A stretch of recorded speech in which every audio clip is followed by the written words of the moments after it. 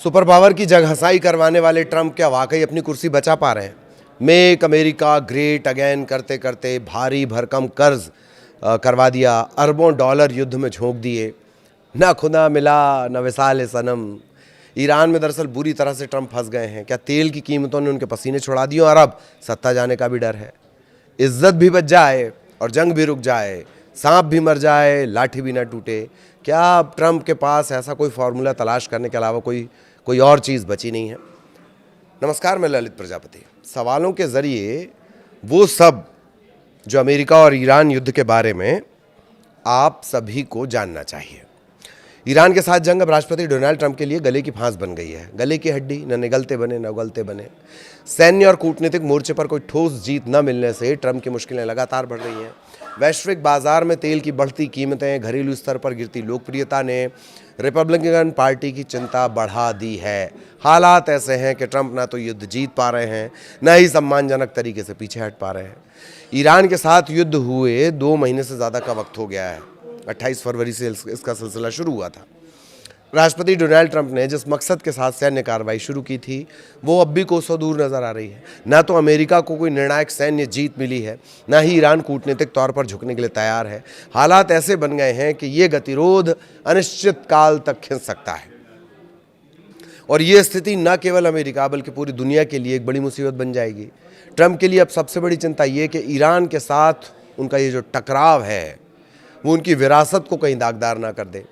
दोनों पक्ष इस समय अपनी जिद पर अड़े हुए हैं। ट्रंप और ईरानी नेतृत्व दोनों को ही लग रहा है कि उनका पलड़ा भारी है। ईरान ने बातचीत शुरू करने के लिए एक नया प्रस्ताव भेजा था, लेकिन ट्रंप ने इसे सिरे से खारिज कर दिया। इसके बाद गतिरोध खत्म होने का कोई रास्ता नजर नहीं आ रहा है। अमेरिकी राष्ट्रपति और उनकी रिपब्लिकन पार्टी के लिए ये अनसुलझा संघर्ष बेहद डरावना, बहुत ज़्यादा डरावना, सत्ता के लिहाज से और ज़्यादा डरावना साबित होता नजर आता है।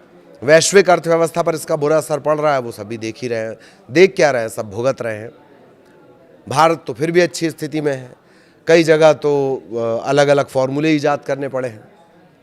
अमेरिका में पेट्रोल और डीजल की कीमतें आसमान छू रही हैं। आम जनता में गुस्सा लगातार बढ़ता जा रहा है।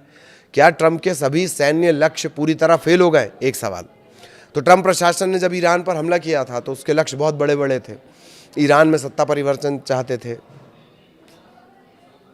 न्यूक्लियर का जो कार्यक्रम था, परमाणु कार्यक्रम, उसे हमेशा के लिए ख़त्म करना चाहते थे, वही जिसे जून में ऑलरेडी ख़त्म कर चुके थे। अमेरिकी और इजरायली हमलों ने ईरान की सैन्य क्षमताओं को काफ़ी नुकसान ज़रूर पहुंचाया, लेकिन ट्रंप के जो मेन पर्पस थे, लक्ष्य थे, टारगेट थे, वो तो जस के तस हैं। ना तो वहाँ की सरकार बदली, ना ईरान अपने परमाणु हथियारों का रास्ता छोड़ रहा है। और जैसे जैसे समय बीत रहा है, गतिरोध और गहराता जा रहा है और बढ़ता जा रहा है, खाई और बढ़ते जा रही है। पिछले हफ्ते पाकिस्तान के माध्यम से बातचीत की कोशिश हुई। ट्रंप ने अपने वार्ताकारों को इस्लामाबाद जब लास्ट मोमेंट पे भेजना था तो यात्रा रद्द कर दी। इसके बाद ईरान ने युद्ध को रोकने का एक प्रस्ताव भी दिया था, ट्रंप ने उसे ठुकरा दिया। तेहरान का प्रस्ताव था कि जब तक युद्ध औपचारिक रूप से ख़त्म नहीं होता तब तक परमाणु कार्यक्रम पर कोई चर्चा नहीं होगी, टाल दी जाए। और होर्मुज जल डमरू मध्य स्ट्रेट ऑफ होर्मुज को फिर से खोलने पर समझौता हो। ट्रंप को यह मंजूर नहीं था क्योंकि वे शुरुआत में ही परमाणु मुद्दे पर ठोस गारंटी चाहते थे। तेल की बढ़ती कीमतों ने ट्रंप की नींद क्यों उड़ा दी है? एक सवाल ये। ईरान ने होर्मुज स्ट्रेट ऑफ होर्मुज को प्रभावी ढंग से बंद कर रखा है। दुनिया का 5वां हिस्सा का जो तेल है वो इसी रास्ते से होकर गुजरता है। इसके बंद होने से वैश्विक तेल आपूर्ति को बड़ा झटका लगा। अब कोई नया रास्ता, नया रूट तलाशना, नया विकल्प तलाशना, वो सालों का काम है। शुक्रवार को जब ईरानी समाचार एजेंसी इरना इसने संशोधित प्रस्ताव की खबर दी तो तेल की कीमतों में थोड़ी गिरावट आई थी, लेकिन ट्रंप ने जैसे ही कहा कि वो उस प्रस्ताव से संतुष्ट नहीं है, बाजार फिर से बेचैन हो गया। तेल की ऊंची कीमतें सीधे तौर पर अमेरिकी नागरिकों की जेब पर असर डाल रही हैं। अब पेंच कहाँ फंस गया है? अमेरिका में मिड टर्म चुनाव होने वाला है। इतिहास गवाह है कि जब भी तेल की कीमतें बढ़ती हैं, सत्ताधारी दल को नुकसान होता है। ट्रंप की जो अप्रूवल रेटिंग है वो गिरकर 34% पर आ गई, जो उनके कार्यकाल का सबसे निचला स्तर है। पेट्रोल की कीमतें $4 प्रति गैलन के पार जा चुकी हैं। बीच में ये $120 के आसपास पहुंची थी, 120 के आसपास जो तेल की कीमत है, कच्चे क्रूड ऑयल की। अगर ये युद्ध लंबा खिंचता है तो रिपब्लिकन पार्टी के लिए कांग्रेस में अपना बहुमत बचाना बहुत मुश्किल हो जाएगा। व्हाइट हाउस भले ही कह रहा हो कि ट्रंप के पास पूरा समय है, लेकिन हकीकत ये है कि जो घड़ी चल रही है ना, टाइम, काल, समय, वो ही उनके खिलाफ चल रहा है। अब अमेरिका पर ईरान युद्ध का असर, कितना असर, किस सेक्टर पर, अभी क्या हालात हैं? तेल की कीमतें बहुत ज़्यादा इजाफा और $120 प्रति बैरल के पार जाने का अंदेशा है। शिपिंग रूट होर्मुज बंद है। वैश्विक सप्लाई चेन में भारी ये स्थितियां हैं, देरी हो रही है। शेयर बाजार में अस्थिरता है, ऊर्जा कंपनियों के शेयर में उछाल है और बाकी सब में गिरावट है। अमेरिकी घरेलू बाजार में क्या स्थितियां हैं? महंगाई है, पेट्रोल की कीमतें ऐतिहासिक स्तर पर हैं। अब सवाल कि क्या ईरान पहले से ज़्यादा ताकतवर होकर उभरा है? विशेषज्ञों का मानना है कि इस युद्ध में ईरान को अपनी ताकत का एहसास करा दिया। भले ही उसकी सैन्य शक्ति कमज़ोर हुई है, लेकिन उसके पास तेल का हथियार है। Centre for strategic international studies के विश्लेषकों का कहना है कि ईरान ने दुनिया को ये दिखा दिया कि जब चाहे स्ट्रेट ऑफ होर्मुज में खेला रोक सकता है। ये एक ऐसा हथियार है जो युद्ध खत्म होने के बाद भी ईरान के पास रहेगा। इस वजह से ईरान भविष्य में और भी आक्रामक और आत्मविश्वास के साथ आगे आएगा। दूसरी तरफ ट्रंप ने वादा किया था कि वो अमेरिका को विदेशी युद्धों में नहीं उलझाएंगे, लेकिन 28 फरवरी को ईरान पर हमला करके उन्होंने खुद को एक अंतहीन संघर्ष में डाल दिया।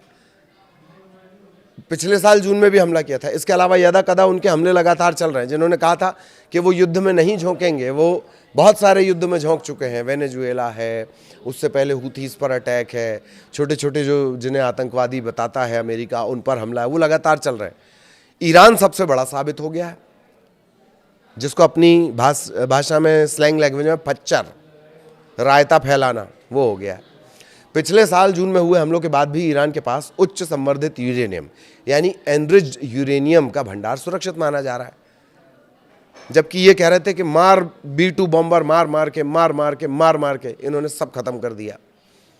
तब भी हमने वीडियो के जरिए सवाल उठाया था कि अगर वो यूरेनियम खत्म हो गया तो विकिरण, रेडिएशन, वो तो कहीं समझ ही नहीं आया।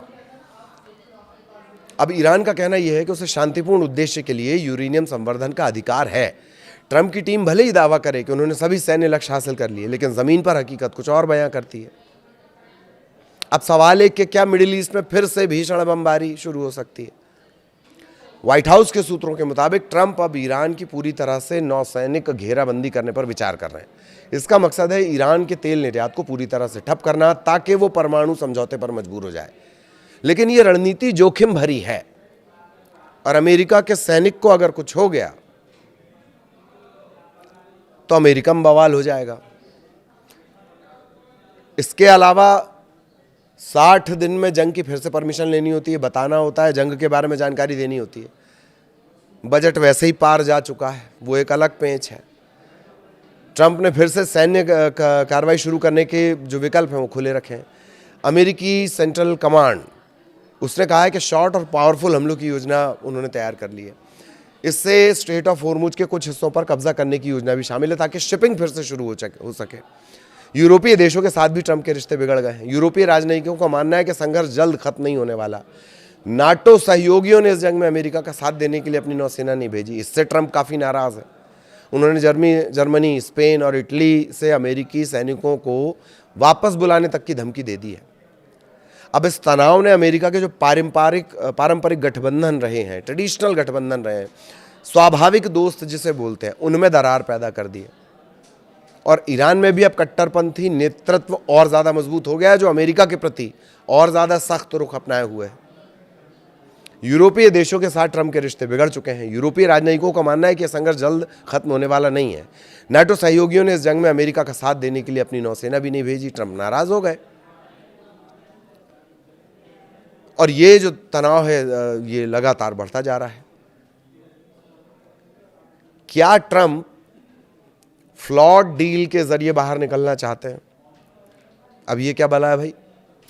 जब कोई युद्ध योजना के मुताबिक नहीं चलता तो नेता अक्सर सम्मानजनक निकासी की तलाश करते हैं। बस शुरुआत से मैं आपको कह रहा था, सेफ एग्जिट तलाश रहे हैं।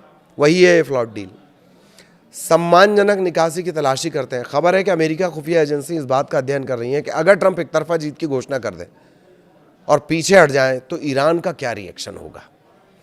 जानकारों का कहना है कि तेहरान इसे अपनी रणनीतिक जीत के रूप में देखेगा। उन्होंने अमेरिकी हमले को झेल लिया और अब सत्ता में बने रहें, ये उनके लिए बहुत बड़ी बात होगी। हमला तो झेल लिया ना भाई, अब अपनी सत्ता बच जाए काफ़ी है। खाड़ी देशों और यूरोपीय मित्रों को डर है कि ट्रंप अंत में किसी कमज़ोर या त्रुटिपूर्ण समझौते, फ्लॉड डील पर हस्ताक्षर कर सकते हैं। ऐसा समझौता ईरान को भविष्य में फिर से खतरा बनने का मौका दे सकता है। इनके हिसाब से रक्षा सचिव पीट हेग्सेथ ने हालांकि इसे दलदल मानने से इनकार कर दिया। दलदल में नहीं आप फंसते चले जाते हैं, जितना पैर मारेंगे उतना जानेंगे। हेग्सेथ कह रहे हैं दलदल नहीं है, लेकिन 4 से 6 हफ्ते में खत्म होने वाला युद्ध महीनों तक खिंचता नजर आ रहा है और ईरान इस समय वेट एंड वॉच की पॉलिसी अपना रहा है। उसे पता है कि ट्रंप घरेलू मोर्चे पर कमजोर पड़ रहे हैं, वो जल्दी किसी ना किसी तरह का समझौता करने के लिए मजबूर होंगे। ये ईरान की रणनीति और उस पर वो बहुत बेहतरीन काम कर रहा है। ट्रंप अपने लिए घर में मुसीबत बढ़ा रहे हैं, दोस्तों से वैसे ही मुसीबत मोल ले चुके हैं, रिपब्लिकन उनसे ही नाराज चल रहे हैं। पैसा जो है, पैसे जो है वो पानी की तरह बहा दिए गए, अरबों डॉलर का कर्ज। अगला सवाल कि क्या एक फ्रोजन कॉन्फ्लिक्ट की ये शुरुआत है? अगर बातचीत ऐसे ही बेनतीजा रही तो ये जंग एक फ्रोजन कॉन्फ्लिक्ट में बदल सकती है। इसका मतलब कि ना तो पूरी तरह युद्ध होगा और ना ही पूरी तरह शांति होगी। ऐसी स्थिति में ट्रंप मिडिल ईस्ट में अपनी सेनाएं कभी कम नहीं कर पाएंगे। अमेरिका को इसकी भारी कीमत चुकानी पड़ रही है। न केवल आर्थिक रूप से बल्कि रणनीतिक रूप से भी अमेरिका अलग थलग पड़ता जा रहा है। ईरान की जनता ने भी ट्रंप की उस अपील पर ध्यान नहीं दिया जिसमें उन्होंने कहा था कि सरकार उखाड़ फेंक दो। सवाल यह है कि ईरान की अर्थव्यवस्था कब तक इस दबाव को झेल पाएगी, ये है मार्के की बात। तेहरान समय काट रहा है, उससे उम्मीद है कि अमेरिकी चुनाव ट्रंप के लिए मुश्किलें पैदा करेंगे, लेकिन ईरान के लिए भी आर्थिक तबाही से बचना बड़ी चुनौती है। तो कुल मिलाकर ट्रंप एक ऐसे मोड़ पर खड़े हैं जहां उनके सामने न खुदा ही मिला न विसाल सनम वाली स्थिति है। उन्होंने जो युद्ध शुरू किया वो अब उनके अपने राजनीतिक भविष्य के लिए सबसे बड़ा खतरा बन गया। इस पूरे घटनाक्रम ने यह भी साबित किया कि आधुनिक युग में युद्ध केवल सीमाओं पर नहीं बल्कि बाजार पर, बैलेट बॉक्स पर भी लड़े जाते हैं। ट्रंप के लिए ईरान की ये चुनौती अब उनके करियर की सबसे बड़ी परीक्षा बन चुकी है और जल्द अगर वो कोई ठोस समाधान नहीं ढूंढ पाए तो हो सकता है कि इसकी कीमत व्हाइट हाउस की कुर्सी गंवाकर उन्हें चुकानी पड़े, ऐसा जानकारों का कहना है। 34% क्या ये रेट होता है, लोकप्रियता है जो चुनाव के समय 80 के ऊपर चल रही थी, 70 के ऊपर चल रही थी, वो 34% पे निपट गई है, सिमट गई है। आगे भी मिडिल ईस्ट से जुड़े इसी तरह के अपडेट, इसी तरह के आयाम, इसी तरह के एंगल आप तक पहुंचाएंगे। और कुछ आप जानना, सुनना, समझना चाहते हैं तो आप कमेंट करके हमें बता सकते हैं। नमस्कार।